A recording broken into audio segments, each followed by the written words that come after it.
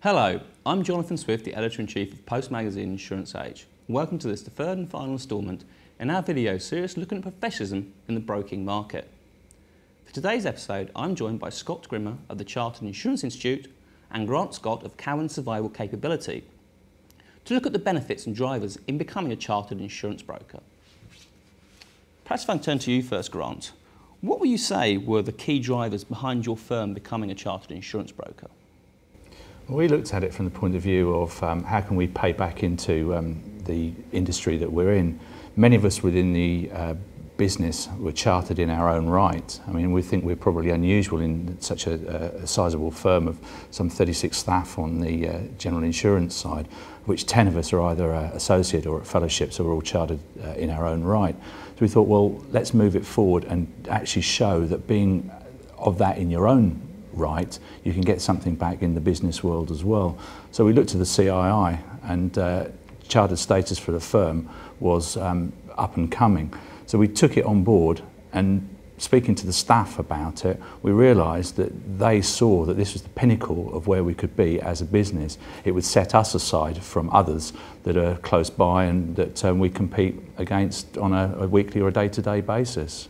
If I can also look at the kind of the business benefits and perhaps draw out some more of that answer, really, you talked about the advantage in your local area. Do you think there have been some very real business benefits in becoming a chartered insurance broker? Oh, certainly, I think that there is. I mean, we look at how can we leverage our professional standing. Most of us have spent years qualifying. We continue with our continuous professional development.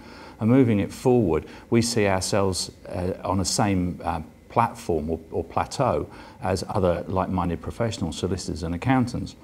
Having spoken to them over the last year to 18 months, many of them see us level playing field with them and want to engage with us because they understand what chartered means. If I come to you, Scott, is that kind of the feedback you're getting from the market, from other brokers that have become chartered? Yeah, I mean, I was talking to one just last week, and they were one of 3 brokers recommended for a particular scheme with an association, and they were the only one that got the phone call because they were the only one on the list that were chartered. And it does carry through to the public. When we've done research through YouGov, 58% of respondents in surveys have told us they trust the advice of people who are chartered more in those firms, and they're willing to pay more for it. So everything backs this up in terms of what we're seeing in the market and what consumers are telling us. It's a golden opportunity.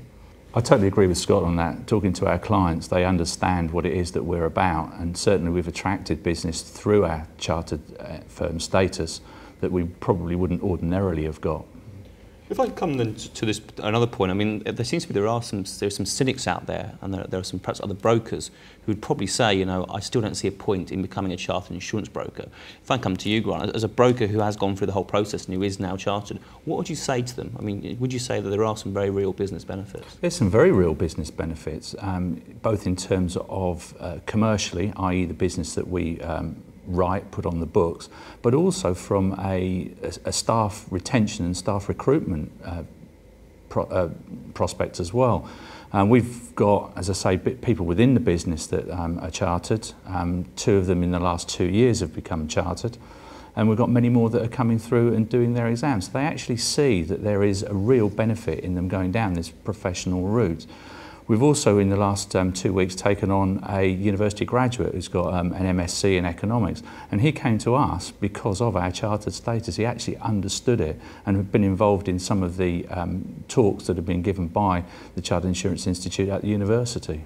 And Scott, would you kind of echo that?